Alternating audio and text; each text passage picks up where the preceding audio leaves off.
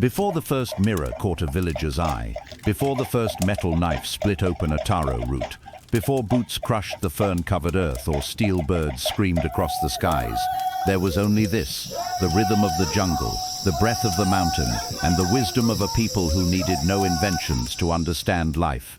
And then the world came marching in. Welcome to PNG Stories. Today we go back in time to find out what was like in the 1940s in Papua New Guinea.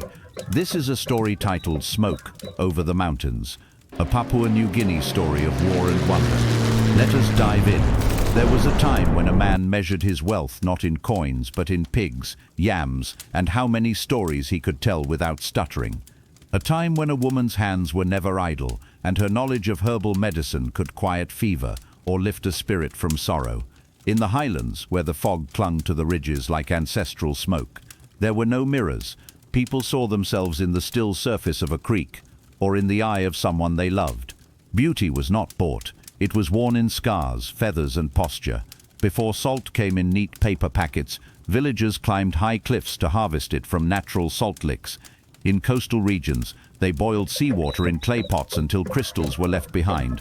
Salt was precious, not just for taste, but for preserving wild pig meat or smoked fish during long feasts.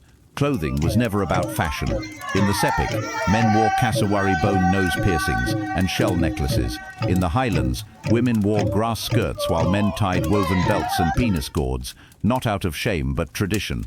Bright red ochre, white clay, and charcoal adorned dancers for sinks, each symbol telling a deeper story of tribe, love, battle, or harvest. There were no trucks, no planes. Paths were carved by feet. Mountains were crossed with the strength of bare legs and the rhythm of shared song. Dugout canoes carved from tree trunks moved people across rivers and into trading networks that stretched long before colonial maps knew they existed. Before metal knives, they used sharpened bamboo or stone axes. Bones and obsidian became fishhooks and spear tips. These weren't crude tools. They were carefully shaped, passed down, respected. A bone knife carved by a grandfather's hand could skin a wild wallaby or cut the umbilical cord of his grandchild.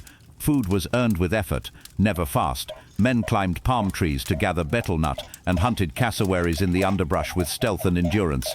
Women harvested sweet potato from hand-tilled gardens and wrapped food in banana leaves for earth ovens. Feasts were shared communally. No one went hungry unless everyone did.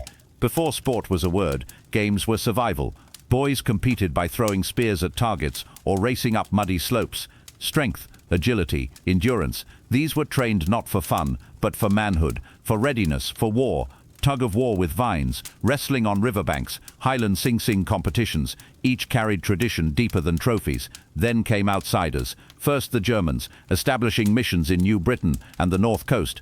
They brought metal, cotton, and new boundaries. Then Australians, bold and firm, divided districts, planted airstrips, and introduced the English language with force and favor. And when World War II came, the earth itself seemed to tremble beneath its weight. The Japanese arrived, cold, organized, and without smiles. Ships turned into islands. Guns towered over coconut trees.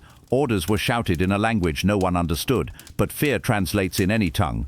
And between it all stood the people, unarmed, underrated, unshaken. They didn't just survive the war, they navigated it. They carried wounded soldiers through vines and gunfire, barefoot. They fed strangers with food they could barely spare. They guided troops through trails where even ghosts feared to tread. Some were called fuzzy-wuzzy angels by grateful Australians, but they never asked for the name. They didn't do it for medals. They did it because it was right. And even as bombs split trees and bullets scarred rock, something inside remained untouched. Children still gathered under starlight to listen to old tales. Fires still crackled, drums still called, and elders still looked toward the mountains, knowing the ancestors were watching. When the war faded like fog on a hot morning, it left behind craters, rusting plains, and memories soaked in blood. But it also left lessons that you don't need to read to be wise, that silence can be stronger than speeches, that kindness in chaos is power the world cannot measure. Papua New Guinea did not return to the way it was before. It adapted. Schools were built. Blackboards replaced bark walls. English words arrived. But Tok Pisin and 1,000 local languages still ruled the soul. Children now learned to write, but also still knew how to plant, fish, and dance. Today the mountains still whisper. The rivers still remember. And the people, they carry both memory and fire. So when you walk the mossy paths of Kokoda or hear the sea whisper at Milne Bay, remember this: before the world came knocking, they had all they needed, and even after the noise of war, they still do. Because in Papua New Guinea, strength was never measured by weapons or wealth, but by what remains standing after the smoke clears. This is not just a story of war, it is a story of what war could not take: the land, the people, the spirit. Papua New Guinea, still standing, still unbent, still singing beneath the smoke.